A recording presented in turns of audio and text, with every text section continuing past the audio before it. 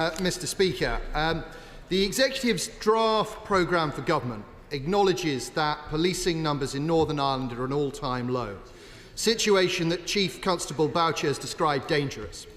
The draft programme commits to increasing numbers in line with New Decade, New Approach. Is the Secretary of State convinced that the budget sustainability plan is sufficient to achieve that aim? Actually, I'm not quite sure it fits in with the question. I was intending to come in on question 4. Well, I think we'll wait then. Right, let us move on then. Dr. Lauren Sullivan. Number 4, please, Mr Speaker. Now, where were we, Mr Speaker? With permission, I will answer questions 4, 7 and 10 together. I welcome the publication of the Northern Ireland Executive's Budget Sustainability Plan, a positive and necessary step towards sustainable public finances, and the Chief Secretary to the Treasury has agreed with the Northern Ireland Finance Minister that discussions over a long-term fiscal framework for Northern Ireland can now begin. Sullivan. Thank you, Mr Speaker. Does the Secretary of State agree to ensure sustainable finances? The Northern Ireland Executive needs to take steps to reform the NHS and public services.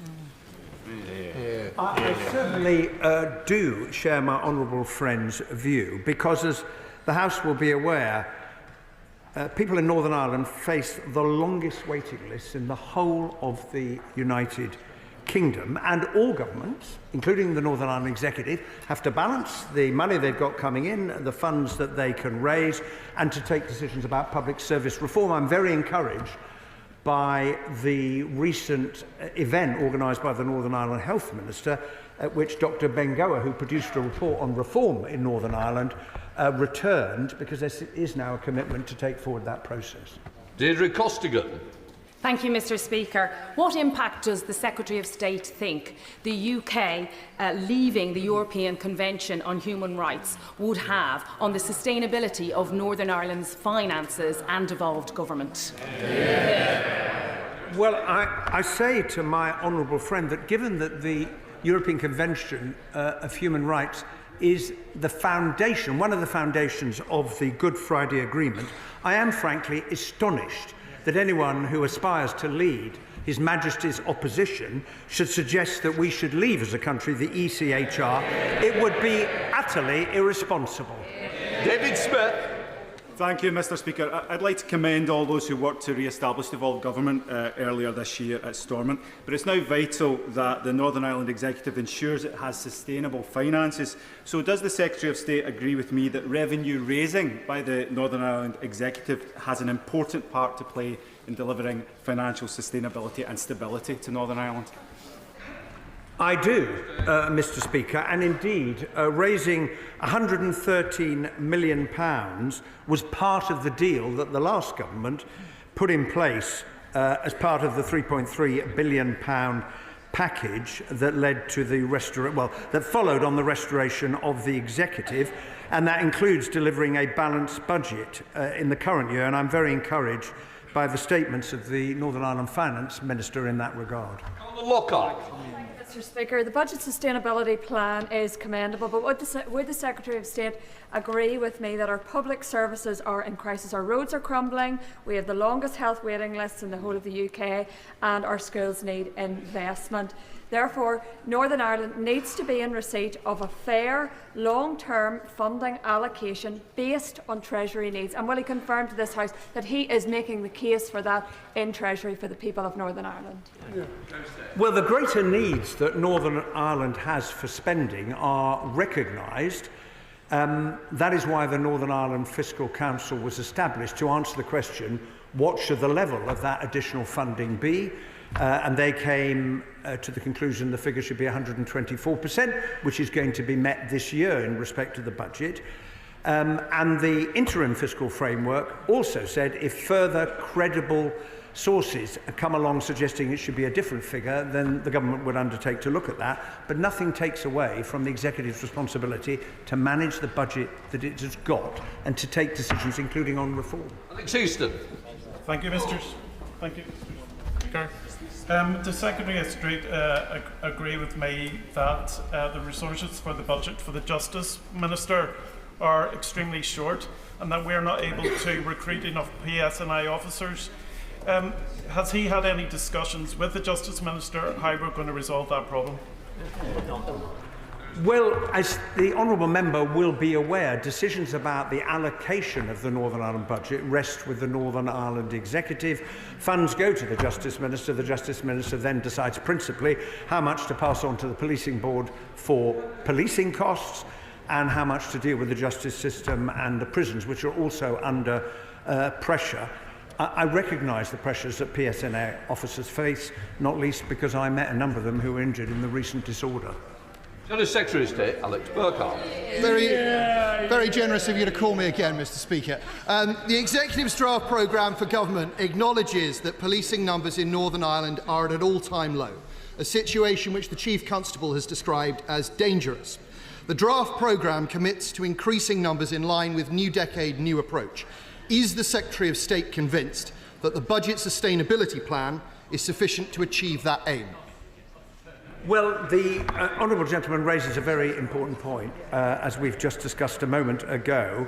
I recognise the pressures that are on the PSNI, but it does fall to the Executive to decide, out of the funds it has available, how much it's going to allocate for policing alongside other needs for public services in Northern Ireland. And if they wish to allocate more, they're in a position to do so, but it does involve making a choice.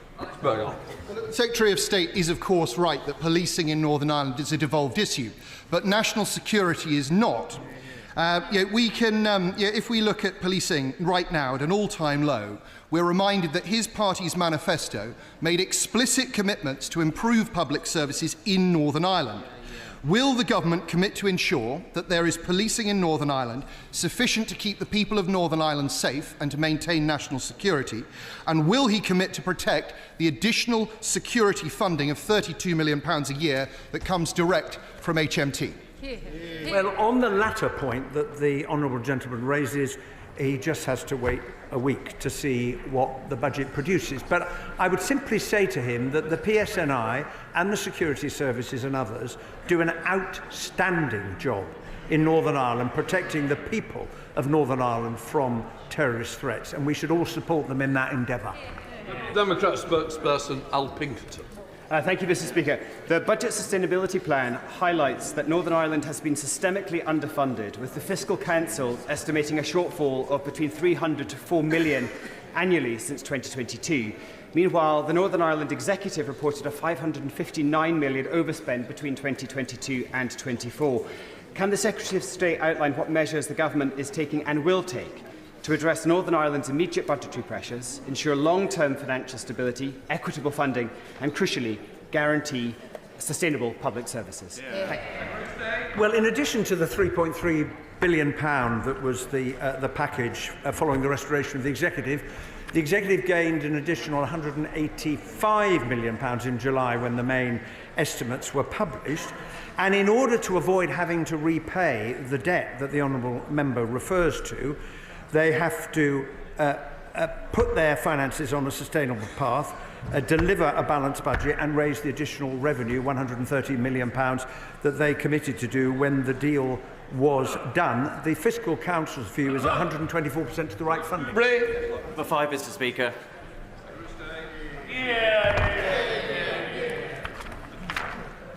The Government is committed to implementing the Windsor Framework in good faith and to protecting Northern Ireland's place in the UK internal market.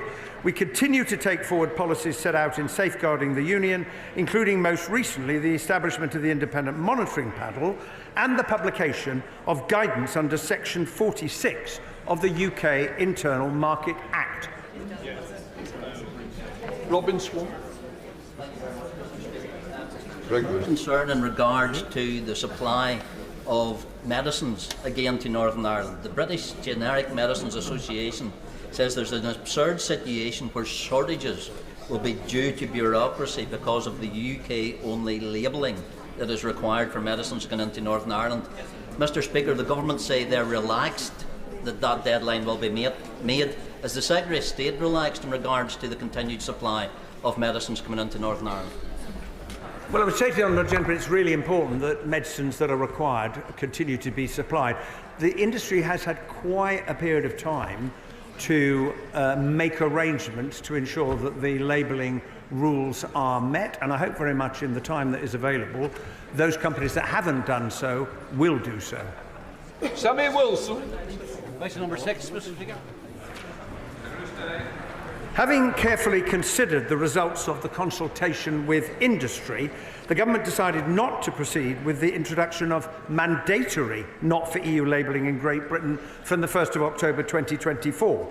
Instead, we will take the powers necessary to apply not-for-EU labelling in the future if that is required to secure supplies in Northern Ireland. Samuel Wilson. The result of the Northern Ireland Protocol signed by the previous government has been to create an economic border between Northern Ireland and Great Britain, and also the imposition of EU law, which has created a problem for the supply of goods to Northern Ireland. The Labour Party, when in opposition, supported the idea of food labelling as a way of avoiding an interruption of supply of food goods from GB to Northern Ireland.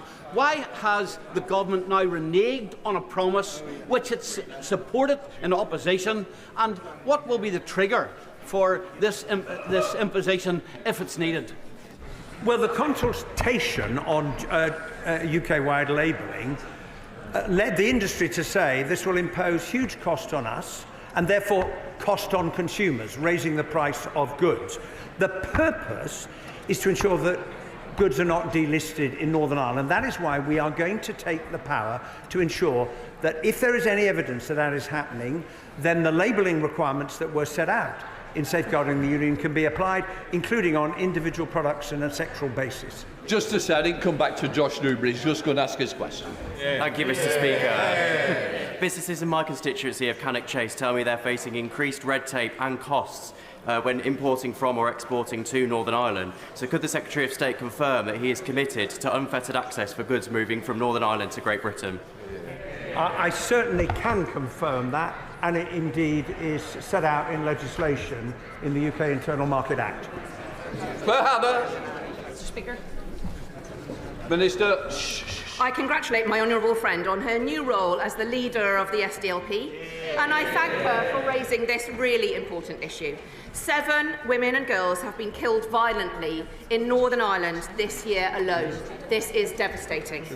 I've discussed the importance of action on violence against women and girls with the First and the Deputy First Minister, and I welcome the Northern Ireland Executive making this a priority in their programme for government and the new strategic framework. Claire Hanna. Thank you, Minister. Mary Ward in my constituency became the 4th woman to be murdered in just 6 weeks in Northern Ireland. It remains one of the most dangerous places in Europe to be a woman, with a femicide rate that is twice the rate of that of Britain, and we need to think very deeply about the type of society we have created that is manifesting in this way. The publication of the Northern Ireland Strategy on Violence Against Women recently was overdue and very welcome. Does the Minister agree with me that the funding and human resources attached to that strategy must be proportionate with the urgency and the deep roots of this issue, and will she support the Executive as they review the sentencing and judicial processes that are contributing to these very preventable deaths? My thoughts are with the family and friends and all those affected by the murder of Mary Ward. Every woman deserves to feel safe. There is what's been called an epidemic of violence against women and girls in Northern Ireland, and I do join with the member in welcoming the new strategy. We need stronger action by the justice system, more support for frontline services, tackling harassment wherever it is, in homes, schools, workplaces and on our streets, and challenging and changing misogynistic attitudes and behaviours. That will need urgent action, working together. This government stands ready to do this. Sir David Davis. I don't normally get such a cheer, sir. Number 9. I meet regularly with the Chief Constable and his team to discuss a range of issues.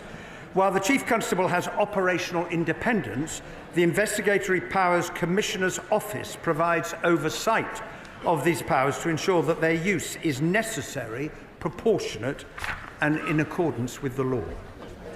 David Davis. Well, in a recent Investigatory Powers Tribunal, it became apparent that the Northern Ireland Police Force had been caught surveilling journalists' telephones on the basis that they had received secret documents from whistleblowers. The reason for the secrecy of those documents was to cover up the embarrassment of the RUC and the handling of the Loughlin Island massacre. Will he meet me to discuss the future use of surveillance powers by the Northern Ireland Police?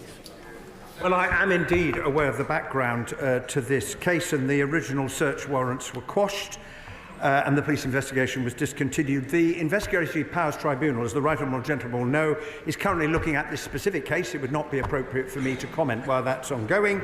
The Chief Constable has set up the McCullough Review to look at the wider issue, and the Right Honourable Gentleman may well wish to make representations to that review. We now come to questions to the Deputy Prime Minister, Adam Jogi. Question 1, Mr. Speaker. Deputy Prime Minister. Thank you, Mr. Speaker, and I've been asked to reply. My right honourable friend, the Prime Minister, is in Samoa to discuss shared opportunities in the Commonwealth, including how we work together to deliver economic growth.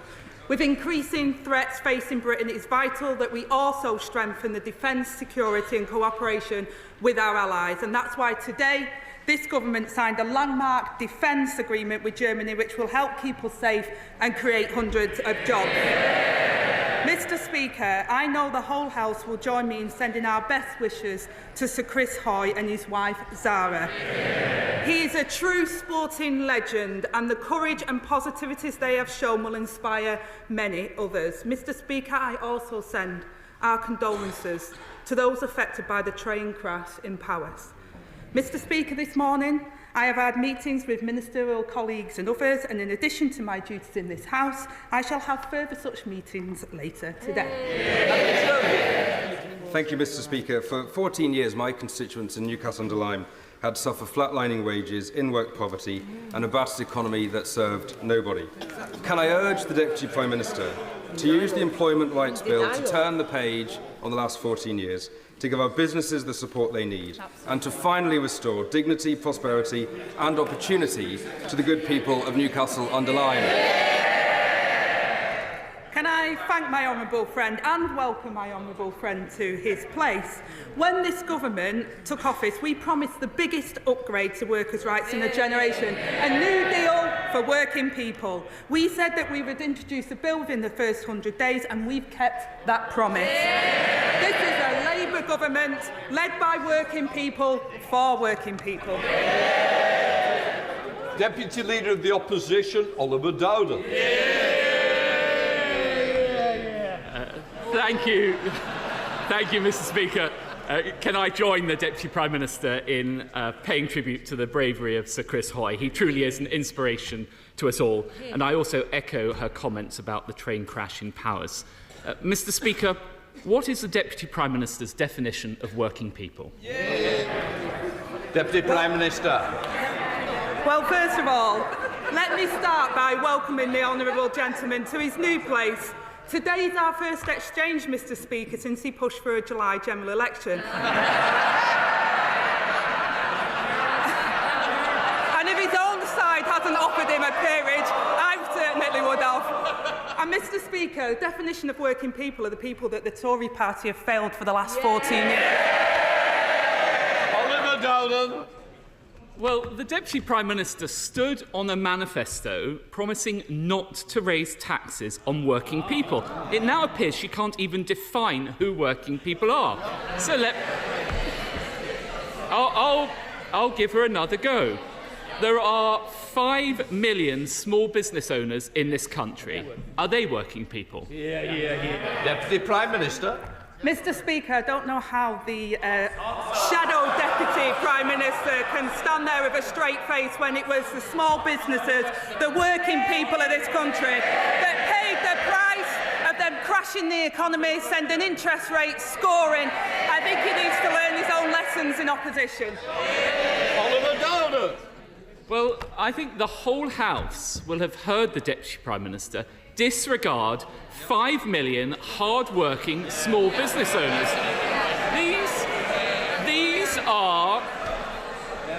These are the publicans. the shopkeepers, the family running a local cafe.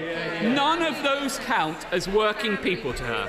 Now, Labour gave a clear commitment not to raise national insurance. The independent IFS have given their view on this. They say that raising employer national insurance is a tax on working people. Even the Chancellor said that raising employer national insurance was a jobs tax that will make each new recruit more expensive and increase the cost to business. So does she agree with the IFS and her own Chancellor? Mr. Speaker, I remember the party opposite, what they said to business. What was it? F to business? Whereas this party held an international investment summit last week, which poured £63 million into our economy. We're pro-business, pro-worker, and getting on with fixing the mess that they left behind. So I think we can take it from that answer that the Deputy Prime Minister doesn't agree with the IFS, and I suppose it shouldn't come as a surprise that she doesn't agree with her Chancellor. But does she agree with this? And I quote, "Working people will pay when employers pass on the hike in national insurance." Mr. Speaker, these are her words. So does she at least agree with herself? Mr. Speaker, what I'm incredibly proud of is this week, this government brought in a new employment bill, which will raise the living standards of 10 million workers. Would the Shadow Deputy Prime Minister like to apologise for the hiking taxes, 70-year hiking taxes that he put on working people, the crashing of the economy and the disaster that he left behind? Well, she mentions her policy. Let's be clear, it's a £5 billion hit to the British economy, and that's her own assessment. Mr. Speaker, I think that following these answers, there will be millions of working people now even more worried about the tax rises coming their way in next week's budget. But as this is our last exchange across the dispatch box, I'd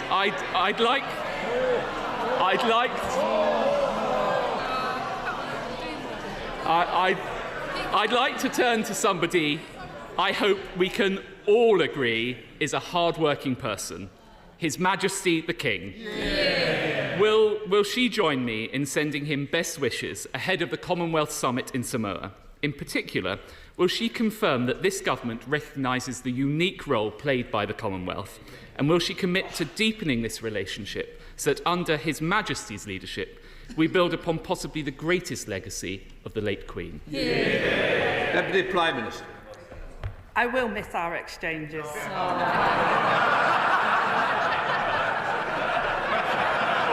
Battle of the Gingers,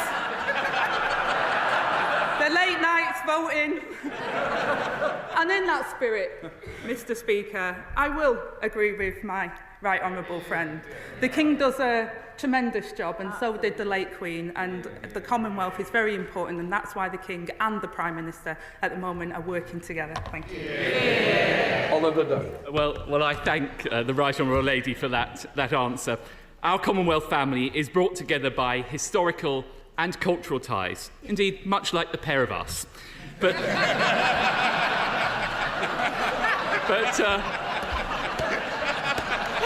I will resist, Mr. Speaker, the temptation to replicate that.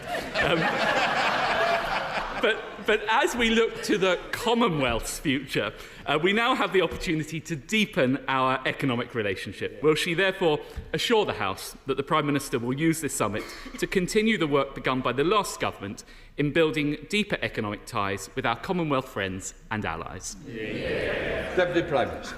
Well, Mr. Speaker, we talk about economics. The architect of the 2024 Tory general election campaign, doing his victory lap before retiring with the hereditary peers that he fought so hard to protect. He leaves behind a Tory party in utter denial, heads in the sand, refusing to accept the rejection by the British public. Their plan for Britain, Mr. Speaker, includes scrapping the minimum wage, cutting maternity pay and tax breaks for the big oil companies. Mr. Speaker, this Labour government is elected to end the Tory chaos. Dr Evans, you've got a sore neck. I wish it was your throat a little. Come on, Deputy Prime Minister. Mr Speaker, they don't like to hear it, but this Labour government was elected to end the Tory chaos, and that's exactly what we're doing. £600 more in the pockets of insecure workers, 30,000 new dads given paternity leave, and 10 million working people better off. While their so-called leadership candidates argue about what went wrong, this Labour government is getting on with rebuilding Britain. Rachel Maskell. Thank you, Mr Speaker. I, like many MPs, have heard many heartrending stories of constituents who have had poor end-of-life support. Yet had palliative care been available alongside an end-of-life plan, their experiences could have been so different. Would the Deputy Prime Minister agree to set up a commission for palliative and end-of-life care so that everyone can access the very best support when terminally ill and have a peaceful and dignified death, and will she meet to discuss it? I thank my right honourable friend for raising what is an emotive subject on both sides of this House. I know from my own work in this area, before I was in this place, what an incredible work this is, and the honour it is to be there for somebody at the end of their life. Discussions have begun now on how to improve access to palliative and end-of-life care, and I'll ensure that she gets a meeting with the relevant minister to discuss this issue. Deputy Leader of the Liberal Democrats, Daisy Cooper.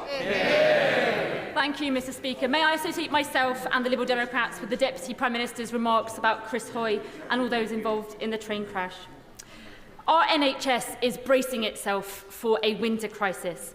And one of the causes of the winter crisis every year is that there are thousands of people in hospitals who are fit to go home, but they can't be discharged because there are not the care workers in place to enable people to recover at home or in a care home.